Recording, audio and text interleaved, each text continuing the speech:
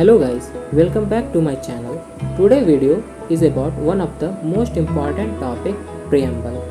हम लोग इस वीडियो में preamble के बारे में जानेंगे. Preamble क्या होता है? What is preamble?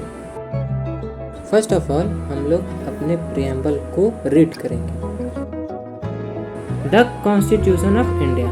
Preamble. We the people of India having solemnly resolved to constitute India into a sovereign, socialist, secular, democratic republic and to secure to all its citizens justice, social, economic and political, liberty of thought, expression, belief, faith and worship, equality of status and of opportunity and to promote among them all fraternity, assuring the dignity of the individual and the unity and integrity of the nation. Our Constituent Assembly this 26th day of November 1949 do hereby adopt, enact and give to ourselves this Constitution. Welcome, my name is Kumar Aman और आप देख रहे हैं polity की दुनिया.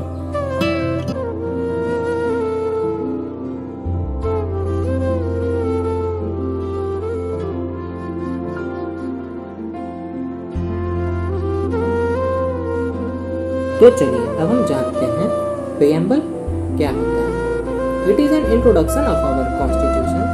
A preamble is an introductory statement in a document that explains the document's philosophy and objective. It represents framers' intention, history behind its creation, principle and core values of the nation. preamble को हम लोग हिंदी में उद्देशिका कहते हैं. preamble को हमने design किया. ये जो preamble है ये राम मनोहर सिन्हा जी के दस्तखत हैं. ये बहुत ही इम्पोर्टेंट क्वेश्चन है तो आप इसको याद रखें. तो अब हम लोगों के मन में ये सवाल उठ रहा होगा, हु ड्राफ्टेड preamble? जब हमारा कॉन्स्टिट्यूशन बन रहा था तब जवाहरलाल नेहरू ने कॉन्स्टिट्यूशन असेंबली के समक्ष ड्राफ्ट प्रेजेंट किया कि हमारा कॉन्स्टिट्यूशन कैसा रहना चाहिए. लोगों के राइट्स, लिबर्टी, ये सारे आइडियाज़ एंड एक्सप्रेशन उन ड्राफ्ट में कंटेन थे और इस ड्राफ्ट को कहते हैं ऑब्जेक्टिव रिजोल्यूशन और इसे प्रेजेंट किया 13 दिसंबर 1946 को और इस ऑब्जेक्टिव रिजोल्यूशन को एज अ प्रीएम्बल 22 जनवरी 1947 को अडॉप्ट किया गया.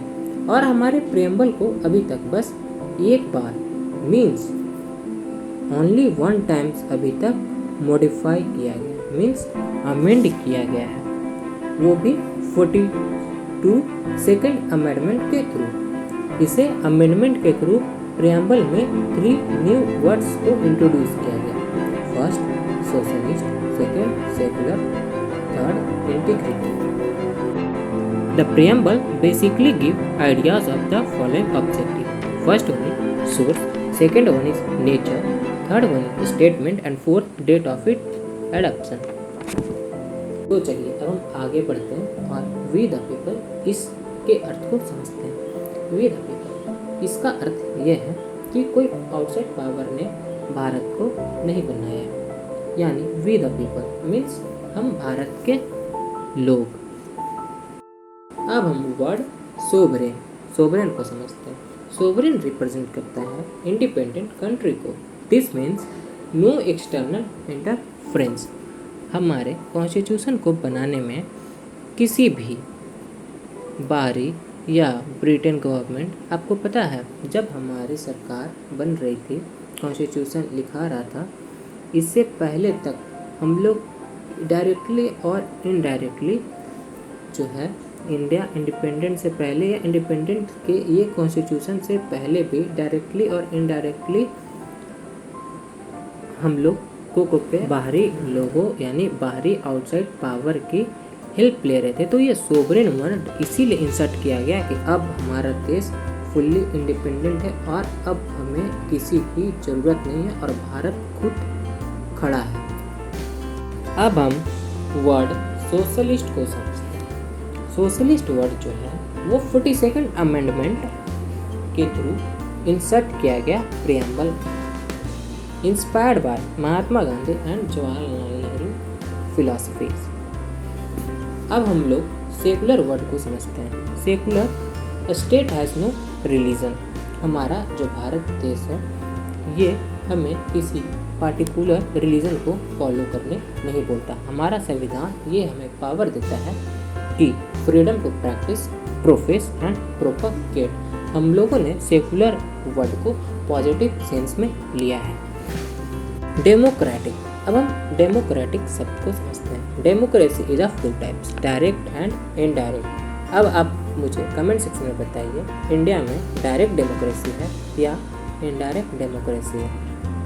वीडियो को पॉज करें और इसका आंसर दें। The term democratic is used in the preamble in the broader sense, embracing not only political democracy but also social and economic democracy. Republic, आप लोग इस वर्ड से काफ़ी फैमिलियर हैं। इसका मतलब होता है गणतंत्र। इसमें जो प्रजा है वो राजा होती है, जैसे भारत। और इससे ज़्यादा मुझे बताने की ज़रूरत नहीं है क्योंकि आप जानते हैं। Justice, the term justice in the preamble embraces three distinct forms: social, economic and political. Social justice denotes the equal treatment of all citizens without any social distinction based on caste, color, race, religion, sex. Economic justice depends on the non-discrimination between people on the basis of economic factor. Political justice implies that all citizens should have equal political rights, equal access to all political offices and equal voice in the government. Liberty. The term liberty means the absence of restraints on the activities of individual and at the same time providing opportunities for the development of individual personalities. The preamble secures to all its citizens of India liberty of thoughts, expression, belief, faith and worship through their fundamental rights enforceable in court, law and in case of violation.